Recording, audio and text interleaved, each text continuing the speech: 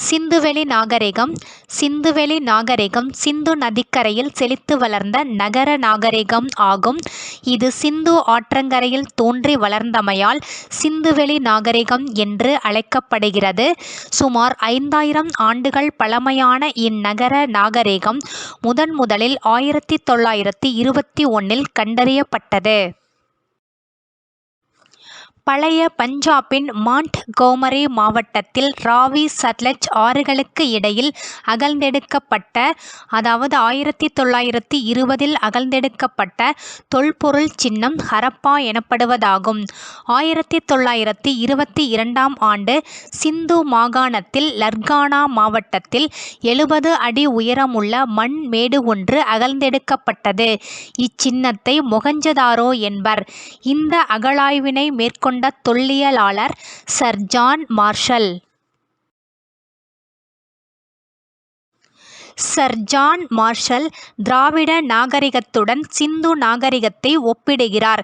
இவரின் கூற்றுப்படி இந்த நாகரிகம் வேத காலத்திற்கு முற்பட்டதாக உள்ளது எனவும் இதன் காலம் கிமு 3250 முதல் கிமு 2750 எனவும் குறிப்பிட்டுள்ளார்.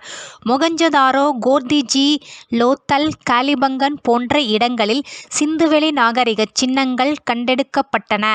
ஆதிச்சநல்லூர், அரிக்கமேடு போன்ற இடங்களில் மேற்கொள்ளப்பட்ட அகழாய்வுகள் தமிழ்நாட்டிற்கும் சிந்துவெளி நாகரிகத்திற்கும் இடையே உள்ள தொடர்பை வெளிப்படுத்துகின்றன.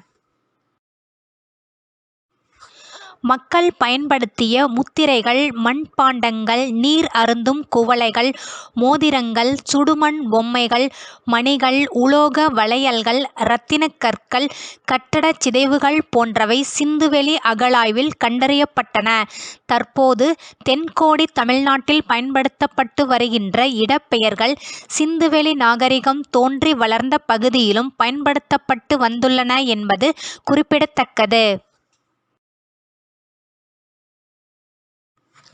தமிழ்நாட்டில் ஆரணி, கொர்க்கை, மயிலம், மானூர், நாகல், தொண்டி, கண்டிகை போன்ற இடப்பெயர்கள் தற்போதைய பாகிஸ்தானிலும் அதாவது சிந்துவெளி பகுதியிலும் வழக்கத்தில் உள்ளன. தமிழ்நாட்டில் உள்ள ஆலூர், ஆசூர், படூர், இஞ்சூர், குந்தா, நாகல், தானூர், செஞ்சி போன்ற இடப்பெயர்கள் தற்போதைய ஆப்கானிஸ்தானில் உள்ளன. இதன் மூலம் திராவிடர்கள் பஞ்சாப், சிந்து, பலுசிஸ்தான் போன்ற பகுதிகளில் வாழ்ந்தனர் என்பதை அறிய முடிகிறது.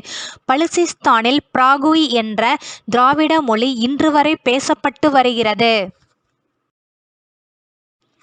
தமிழ் பிராமி வட்டெழுத்து மற்றும் வரி வடிவங்களில் பொறிக்கப்பட்டுள்ள தொடக்ககால தமிழ் கல்வெட்டுகளில் காணப்படும் பல இடப்பெயர்கள் இன்றைய பாகிஸ்தான் மற்றும் ஆப்கானிஸ்தான் போன்ற வடமேற்கு நிலப்பகுதிகளில் நிலைத்திருப்பது வியப்புக்குரியது. சிந்துவெளி நாகரிகத்தை விரிவாக ஆய்வு செய்த sir John marshal Harappa, Mohenjo-daro நகரங்கள் இந்தியாவின் பிற பகுதிகளுடன் தொடர்பு கொண்டிருந்ததை உறுதிப்படுத்தியுள்ளார். திராவிடர்கள், மத்திய தரைக்கடல் இனத்தினர், முந்தைய ஆஸ்ட்ரலாய்டுகள், ஆல்பைன்கள், மங்கோலியர்கள் போன்றோர் சிந்துவெளி பகுதியில் வாழ்ந்ததாக ஆய்வுகள் கூறுகின்றன. இவர்கள் திராவிடர்களாகத்தான் இருக்க வேண்டும் என்பது sir John Marshall, R. D. Banerji, Heras பாதிரியார் போன்றோர்களின் கருத்தாகும். மேலும் சிந்துவெளியில் பேசப்பட்டு வந்த மொழி தமிழ் மொழியே என்பதும் அவர்களது கருத்தாகும். பண்டைய காலத்தில் தமிழ்நாட்டிற்கு வந்த யவனர்கள் அதாவது கிரேக்கர்கள் இந்நாட்டை திரிமிலிகே என்று அழைத்தனர். காஞ்சியை ஆட்சி செய்த நந்திவர்ம பல்லவன் தமிழ் அரசர்களை திராவிட மன்னர்கள் என்றே குறிப்பிட்டுள்ளார். கங்காதேவி என்பவர் தாம் எழுதிய மதுராவிஜயம் என்னும் நூலில் தமிழ்நாட்டை திராவிட தேசம் என்றும் தமிழ் மன்னர்களை திரமிழ ராஜாக்கள் என்றும் குறிப்பிட்டுள்ளார். பழங்காலந்தொட்டே தமிழ் என்ற சொல்லை பிற மொழியினர் திரமிழா, திரவிடா, திராவிடா என்ற சொற்களால் குறிப்பிட்டு வந்தனர். சிந்துவெளி நாகரிக ஆய்வை மேலும் விரிவுபடுத்தி அறிவியல் முறைகளையும் தொழில்நுட்பங்களையும் கையாண்ட பிரித்தானிய தொழில் அறிஞரான சர் மார்ட்டிமர் வீலர் அது நகர நாகரிகம் என்பதை உறுதி செய்தார். ஆரியர் இந்தியாவுக்கு வந்தபோது திராவிடர்கள் சுமேரியா, பாபிலோனியா போன்ற நாடுகளுடன் வணிகத் தொடர்பு கொண்டிருந்தனர். சிந்துவெளி நாகரிகமானது ஆரிய நாகரிகத்திற்கு முன்பே ஒரு வளர்ச்சி அடைந்த நகர நாகரிகமாக திகழ்ந்தது.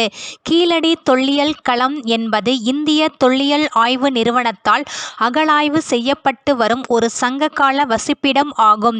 இந்த அகழாய்வு மையம் தமிழ்நாட்டில் மதுரைக்கு தென்கிழக்கில் 12 கிலோமீட்டர் தொலைவில் சிவகங்கை மாவட்டத்தில் கீழடி என்ற ஊருக்கு அருகில் அமைந்துள்ளது.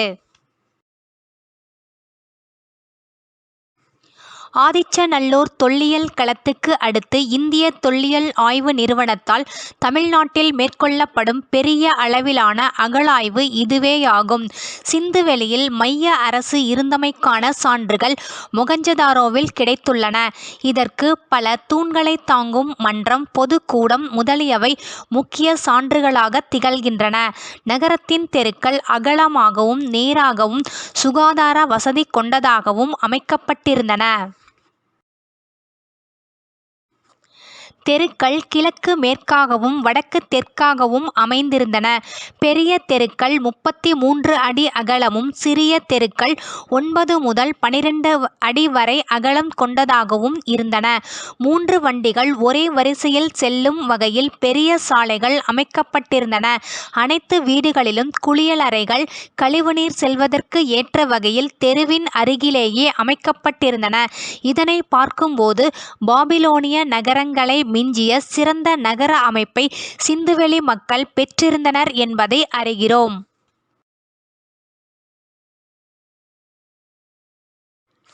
சிந்துவெளியில் ஹரப்பாவிலும் மொகஞ்சதாரோவிலும் ஊருக்கு புறத்தே கோட்டை கொத்தளங்கள் அமைக்கப்பட்டிருந்தன.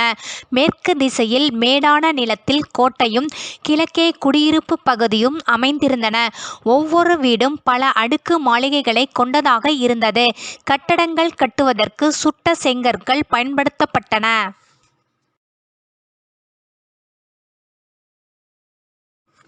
கிணற்றுச் சுவர், சாக்கடைச் சுவர் போன்ற வளைந்த சுவர்களை கட்டுவதற்கு ஆப்பு வடிவ செங்கற்கள் பயன்படுத்தப்பட்டன.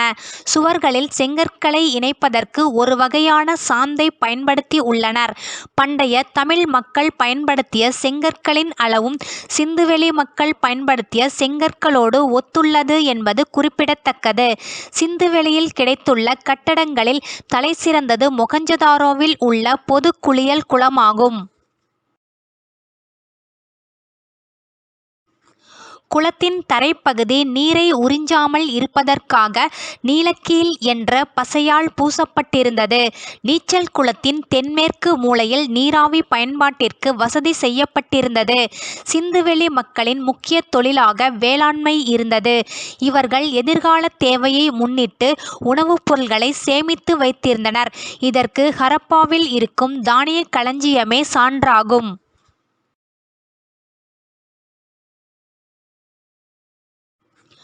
தானிய களஞ்சியம் 168 அடி நீளமும் 135 அடி அகலமும் உடையது. இதன் சுவர்கள் 52 அடி உயரமும் 9 அடி கனமும் உடையவை. இவை 2 வரிசைகளாக கட்டப்பட்டிருந்தன.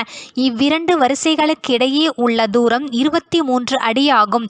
இவ்விரு நெடுச்சுவர்களுள் ஒவ்வொரு வரிசையிலும் 6 மண்டபங்கள் இருந்தன. ஒவ்வொரு மண்டபத்திலும் 3 பெருஞ்சுவர்கள் எழுப்பப்பட்டன. அதில் 4 அறைகள் இருந்தன. இம்மண்டபத்தின் தரைப்பகுதி மரப்பலகையால் ஆனது. பல அறைகள் கொண்ட இத்தானிய களஞ்சியத்தில் உணவு தானியங்கள் மட்டுமே சேமிக்கப்பட்டன என்பது குறிப்பிடத்தக்கது. சிந்துவெளியில் பல்வேறு தொழில் செய்வோர் இருந்தனர். அவர்களுள் கட்டடம் கட்டுவோர், நெசவாளர், சிற்பி, ஓவியர், தட்டார், தச்சர் முதலிய கைவினைஞர்கள் இருந்தனர் என்பதற்கு பல சான்றுகள் உள்ளன. வீட்டு வேலைக்காரர்கள், கூடை முடைவோர், விவசாயம் செய்வோர், மீன்பிடிப்போர் இங்கு வாழ்ந்துள்ளனர். சிந்துவெளியில் ஆண்களுக்கு நிகராக பெண்கள் மதிக்கப்பட்டனர்.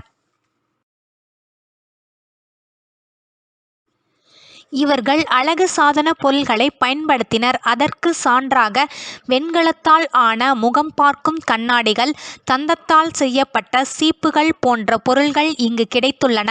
இப்பெண்கள் காதணி, கை வளையல், மோதிரம், காலில் காப்பு, கழுத்தில் அட்டிகை, கழுத்து மணிகள் போன்ற பல அணிகலன்களை பயன்படுத்தினர். இவை அனைத்தும் தங்கம், வெள்ளி, செம்பு, வெண்கலம் போன்ற உலோகங்களால் செய்யப்பட்டிருந்தன. சிந்துவெளி மக்கள் சிறந்த நகர வாழ்க்கையை மேற்கொண்டனர். கோதுமை, பார்லி, பெரிச்சம்பழம், பால், இறைச்சி வகைகளை மக்கள் உண்டனர். நீர்வளம் மிக்க சிந்துவெளியில் தானிய வகைகளும், பட்டாணி முதலிய பருப்பு வகைகளும், முலாம்பழம் முதலிய பழ வகைகளும், ஆடைக்கேற்ற பருத்தி வகைகளும் பயிராகின. ஆடு, மாடு, பன்றி முதலிய விலங்குகளின் இறைச்சியும், ஆமை, மீன் முதலியனவும் அவர்களுக்கு கிடைத்தன.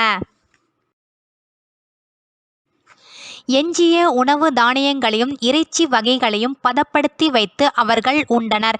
இங்கு கிடைத்துள்ள மாவு அரைக்கும் இயந்திரங்கள், அம்மி, ஆட்டுக்கல், உரல், எண்ணெய் சட்டி, இட்லி சட்டி மற்றும் பிற பொருள்களையும் கொண்டு இவர்களின் உணவு வகைகளை அறிய முடிகிறது.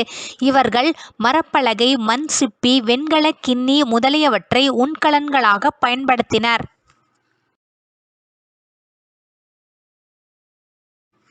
சிந்துவெளி மக்கள் பருத்தி, கம்பளி, நார்ப்பட்டு ஆகியவற்றால் ஆன ஆடைகளை அணிந்தனர். மேலாடை, கீழாடை என முழு ஆடைகளையே அணிந்தனர். கழுத்துப் பட்டைகளை உடைய சட்டைகளையும், பொத்தான் வைத்த சட்டைகளையும் இவர்கள் அணிந்திருந்தனர். ஆண், பெண் இருபாலரும் மங்கோலியரைப் போன்று தலையில் முண்டாசு கட்டிக் கொண்டனர். சிந்துவெளி நாகரிகத்தில் நகர வாழ்க்கையின் பல்வேறு கூறுகள் பொதிந்துள்ளன. ஷில்டே என்ற அறிஞர் நகர வாழ்க்கையின் பல்வேறு கூறுகளாக அதிக மக்கள் தொகை, பல்வேறு தொழில் செய்வோர், வணிகர்கள், பணியாளர்கள், குடியிருப்புகள், பொது கட்டடங்கள், எழுத்துக் குறியீடுகள், கலை வடிவங்கள் போன்றவற்றை குறிப்பிட்டுள்ளார். சிந்துவெளியில் பல நகரங்களில் நகராட்சி முறை பயன்பாட்டில் இருந்தது. இதிலிருந்து மைய அரசு இருந்திருக்க வேண்டும் என்பது தெளிவாகிறது.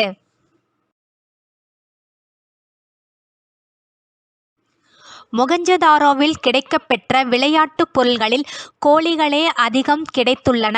பகடைக்காய், சொக்கட்டான், சதுரங்கம் ஆடுவது அவர்களுடைய சாதாரண பொழுதுபோக்காகும்.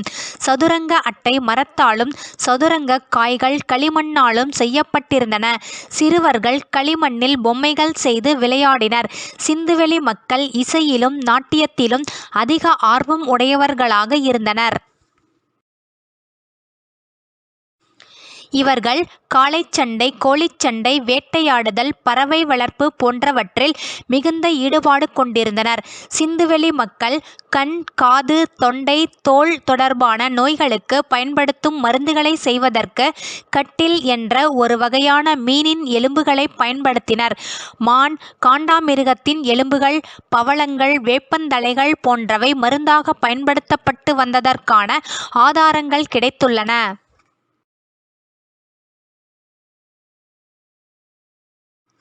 சிந்துவெளி மக்கள் இறந்த உடலை அடக்கம் செய்வதில் 3 வகையான வழிமுறைகளை பின்பற்றினர். முதலாவதாக முழு உடலையும் புதைப்பது. இரண்டாவதாக எரிந்த உடலின் எஞ்சிய பாகங்களையும் அவர்கள் பயன்படுத்திய பொருள்களையும் சேர்த்து தாழிகளில் வைத்து புதைப்பது. மூன்றாவதாக இறந்த உடல்களை ஊருக்கு புறத்தே திறந்த வெளியில் பறவைகளும் விலங்குகளும் உண்ணும்படி வைத்தனர். எஞ்சிய எலும்புகளை மட்டும் எடுத்து பின்னர் மண் தாழிகளில் வைத்து அவற்றுடன் வேறு குடுவைகளில் இறந்தவர் பயன்படுத்திய சில பொருள்களையும் வைத்தனர். இது போன்ற தாழிகள் அத்திரம்பாக்கம், அரிக்கமேடு, ஆதிச்சநல்லூர், திருக்காம்புலியூர், தாமிரபரணி ஆற்றங்கரை போன்ற பகுதிகளில் கண்டுபிடிக்கப்பட்டுள்ளன. மேலும் தமிழகத்தின் வடக்கிலும் தக்காணத்தின் தெற்கிலும் இதற்கான சான்றுகள் கிடைத்துள்ளன. இறந்தவர்களை வடக்கு தெற்காக புதைக்கும் வழக்கம் சிந்துவெளிக்கும் பண்டைய தமிழகத்திற்கும் பொதுவான நடைமுறையாக இருந்தது. உருண்டை வடிவம் கொண்ட ஈமத்தாழிகள் சிந்துவெளியிலும் தமிழகத்திலும் பயன்படுத்தப்பட்டன.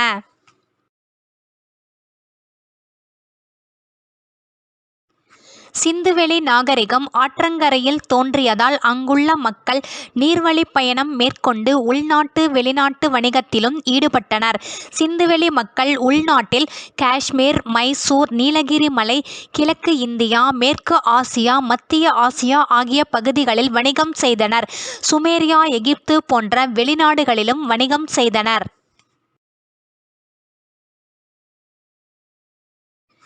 சிந்துவெளி மக்களின் முதன்மை தொழிலாக வேளாண்மை இருந்தது. இவர்கள் கோதுமை, பார்லி, நெல், எள், காய்கறிகள் போன்ற பயிர்களை பயிரிட்டனர். இவர்களுக்கு உணவுப் பொருள்களை சேமித்து வைக்கும் பழக்கம் இருந்தது. இதற்கு உதாரணமாக தானிய களஞ்சியம் திகழ்கிறது. அகழ்வாராய்ச்சியின் போது சிதைந்து கிடந்த பல கால்வாய்கள் இருப்பதாக கண்டுபிடிக்கப்பட்டுள்ளது. குடிநீர் மற்றும் கழிவுநீர் வடிகால் வசதியும் நன்கு திட்டமிட்டு அமைக்கப்பட்டிருந்தது.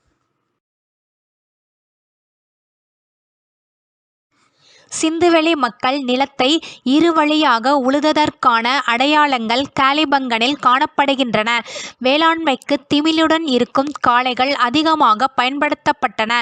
மேலும் ஒட்டகங்களும் எருமைகளும் வேளாண்மைக்கு பயன்படுத்தப்பட்டன.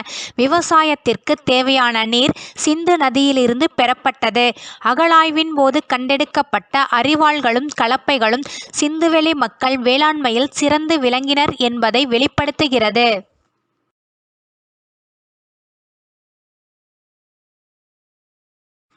சிந்துவெளி மக்களிடையே கால்நடை வளர்ப்பு மிகவும் முக்கியத்துவம் பெற்றது. அவர்கள் தமது வீடுகளில் பசு, செம்மறியாடு, வெள்ளாடு, எருமை, எருது, நாய், பன்றி, ஒட்டகம் போன்ற விலங்குகளை வளர்த்து வந்தனர். இதனால் இவர்களின் பொருளாதாரம் மேம்பட்டது. வீட்டை பாதுகாக்கவும் வேட்டைக்காகவும் நாயை பயன்படுத்தினர். மேலும் பூனை, மான், மயில், வாத்து, கிளி போன்றவற்றை வளர்த்தனர். சிந்துவெளி மக்கள் குதிரையை அறிந்திருந்தார்களா என்பது பற்றி இன்னும் உறுதிப்படுத்த முடியவில்லை. சிந்துவெளி மக்கள் பொழுதுபோக்கிற்காக மட்டுமன்றி வாழ்க்கை தேவைக்காகவும் வேட்டையாடுதலில் ஈடுபட்டனர். யானை, காண்டாமிருகம், கரடி, மான், சிறுத்தை போன்றவற்றை வேட்டையாடியதாக சான்றுகள் மூலம் அறியலாம். மேற்கண்ட விலங்குகளின் உருவங்கள் பொறித்த முத்திரைகள் அகழாய்வில் கண்டெடுக்கப்பட்டன.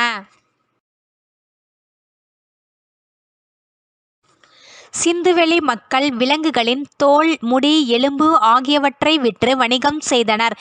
வேட்டைக்கு கோடரி, ஈட்டி, குத்துவாள், மழு, தண்டு, கவன், அம்பு, வில் போன்ற கருவிகளை பயன்படுத்தினர். இக்கருவிகள் செம்பாலும் வெண்கலத்தாலும் செய்யப்பட்டிருந்தன.